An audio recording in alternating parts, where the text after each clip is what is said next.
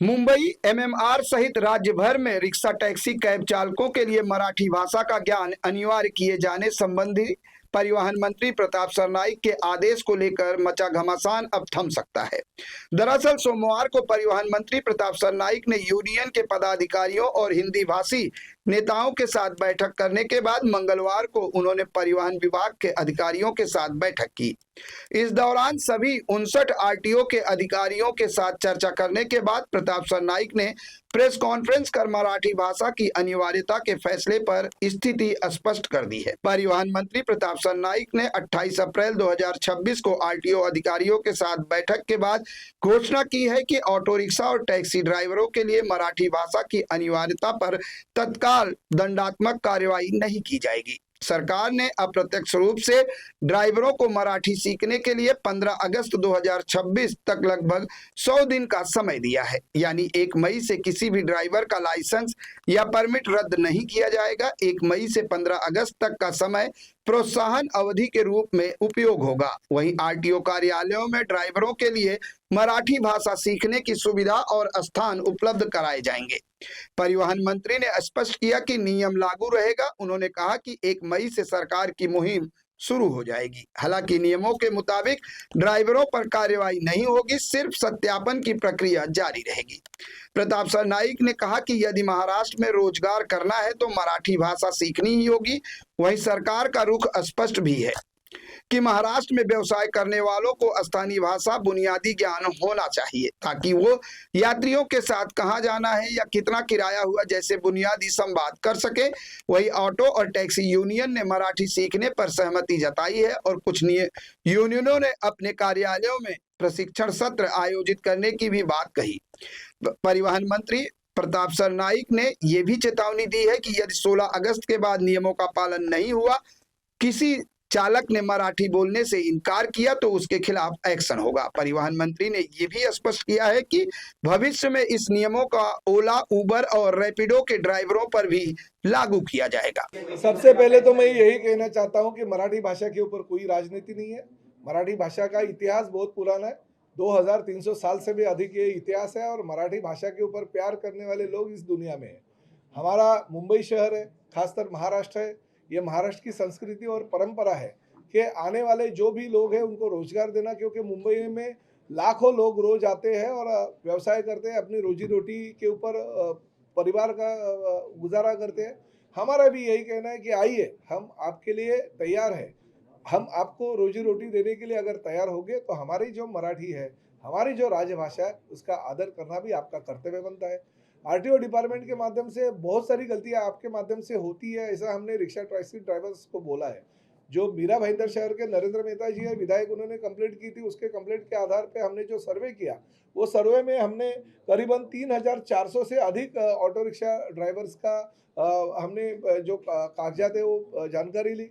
उसके दरमियान हमें ऐसा पता चला कि 565 जो ड्राइवर्स है उनके पास मराठी का बिल्कुल ज्ञान नहीं है। हमने उनसे बात की, हमारे अधिकारियों ने, तो उन्होंने कहा कि हमें कोई मराठी भाषा सिखाने की अब तक कोशिश नहीं की, इसलिए हम सीख नहीं पाए। अगर आरटीओ डिपार्टमेंट या कोई भी स्वयंसेवी संस्था अगर हमें सिखाएंगे तो हम जरूर सीखेंगे और उसके माध्यम से हम ये ड्राइव जो है वो हमारा 1 मई से लेकर 15 अगस्त तक पूरे महाराष्ट्र में चलेगा।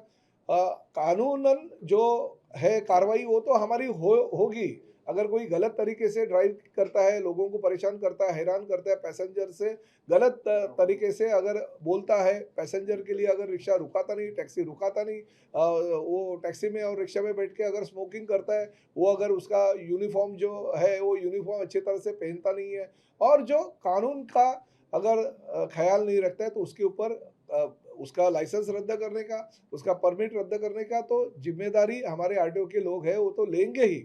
उसके ऊपर फाइन लगा के दंड भी वसूल करेंगे। मगर मराठी भाषा अगर उनको सीखने का होगा और उन्होंने अगर वक्त मांगा तो ये महाराष्ट्र की संस्कृति है और हम ये संस्कृति में पले हुए बड़े हुए लोग हैं। राज्य का मंत्री होने के नाते हमने ऐसा निर्णय लिया। हमारे गायकवाड़ साहब जो इस पूरे जो हमारी ड्राइव रहेगी उसके इंचार्ज रहेंगे, उनके अंडर हमने 4 अधिकारी और वरिष्ठ नियुक्त किए हैं और साथ ही में जो लोकल लेवल के हमारे आरटीओ होंगे उनकी भी एक कमेटी होगी।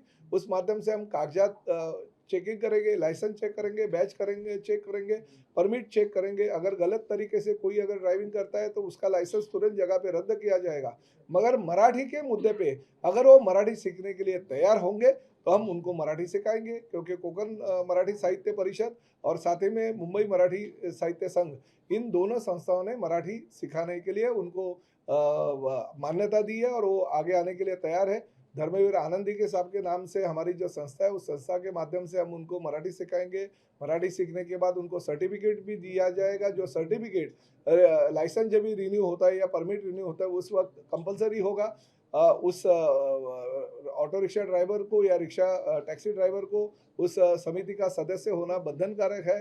तो इसी तरह से हम 1 मई से 15 अगस्त तक ये जो ड्राइव है वो करेंगे और उसके दौरान अगर किसको मराठी सीखनी हो तो उसके लिए मराठी की पुस्तिका देंगे जो साहित्यिकों ने हमारे पास दी है।